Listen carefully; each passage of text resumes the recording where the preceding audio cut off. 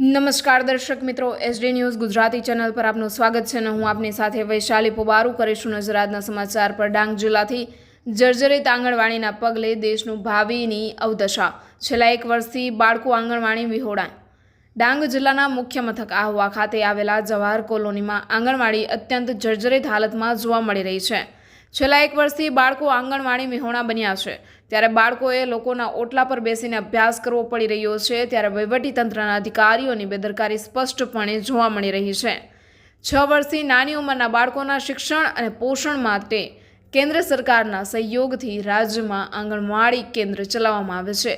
સરકાર દર વર્ષે બાળકોના વિકાસ માટે મસમોટું બજેટ બહાર પાડતી હોય છે, તેમ છતાં રાજ્યમાં અનેક આંગણવાડી કેન્દ્રમાં દુર્દશા જોવા મળી રહી છે અને બીજી બાજુ સરકાર કુપોષણ દૂર કર્યાના આંકડા ઊભા કરીને સબ સહી સલામત હોવાના દાવા કરી રહી છે। ખોબલે મતોથી વિજેતા થયેલા નાયબ મુખ્ય દંડક એવા વિજયભાઈ પટેલ જિલ્લાના મુખ્ય મથકના જવાહર કોલોનીમાં જર્જરિત બનેલ આંગણવાડી મકાનને તોડી નવા મકાન બનાવવા યોગ્ય કાર્યવાહી હાથ ધરે તે માટે જરૂરી છે।